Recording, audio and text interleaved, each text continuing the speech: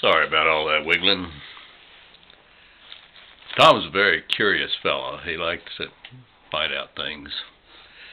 And we got to talking, particularly after we were applying to become officers, about, hey, what was your score when you took that Army test that kind of was like an IQ test when you first went into the Army? Well, I remembered mine was, I don't know, 134 or something like that. Well, his was 2 or 3 points higher.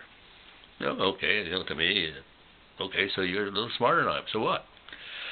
Well, this time they gave us a test again. Now, I don't know if they gave us that test because we were applying to be officers or if everybody was tested.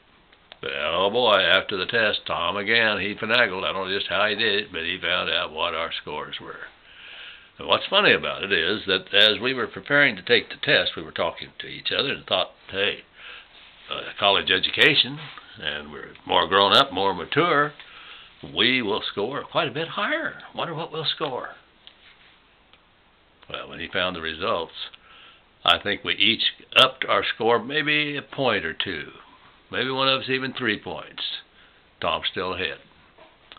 Basically no change based on age, maturity, education. That's pretty amazing. Go figure. Now, I know nothing at all about Tom's session before a review board. I don't know if it was on the same day, the same week, or any of that, but it was in the same time frame, I'm sure, because we ended up being commissioned on the same date. In fact, I used to rank him all of a sudden. He might have a higher IQ, but I was 0, 22, 11, 406, since Riggs comes before Wood, alphabetically looking at the last name. And so Tom was 0, 22, 11, 407. But my board, they were up in front of a fairly decent-sized room with a couple of, lunchroom tables up there. And a major in the middle, to his left and to his right, was a captain, and on the ends were lieutenants. And the major opens the party.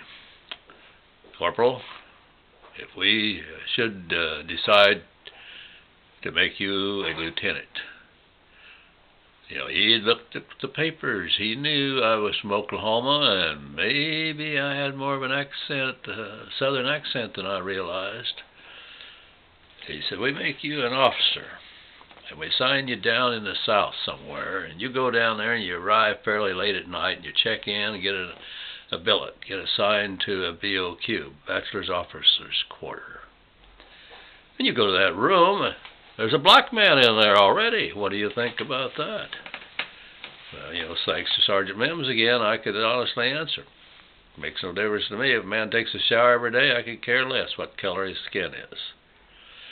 Well, the captain, the lieutenant, the captain, the lieutenant, they ask their reasonable questions that you should be asking of somebody that's going to make an officer. Gets back to that major, and he says, now listen, you're down there at that post, and you're in the South, and your wife comes down there before his does, and you're at the officers' club dance, and he asks your wife to dance. What do you think about that? Well, that was easy. I said, sir, you don't know my wife. But she'd say yes or no, and I wouldn't have anything to say about that. So that wasn't part of Sergeant Mims' education of me. That was education you get from an independent wife. So I was giving politically correct answers long before the terms political correctness were in the jargon, in the lexicon, I think they say. It was like foreshadowing again, though, because I ended up on the front line in Korea, where they shelled you every once in a while, and the commanding officer probably had the best accommodations. It was against a mountain, so that anything that was coming in almost couldn't hit you, because somebody ahead of us had chiseled in there, dug in there, and created a little room right into the side of that slope. And it wasn't very big, about the size of this room I'm in, which looks to be like is about 14 by 15. 4 of us bunked in there. Dean Riggs, second lieutenant, later first lieutenant. Captain Cannon, second in command, the executive officer, and our doctor, who was the commanding officer, Captain Jim Miller, and a young man from New York City. We had no friction in that room except between the 2 lieutenants. That damn Yankee didn't like me, and I didn't particularly like him. But we didn't have any real trouble. Well, I guess the most serious trouble we had was that I'd been given a nice pen and pencil set when I graduated from college and was dumb enough to have it with me. And he asked if he could borrow my pen one day, and I said, "Sure, Marv." And he takes my pen, but he doesn't return it. So, the next day I say, "Hey, Marv, you threw in my pen?" "No, I'm still using it." Well, he didn't give it back that day either, so the next day I went over and just took it out of his pocket. Man, he acted like I was stealing his personal property. No wonder the 2 of us didn't really get along.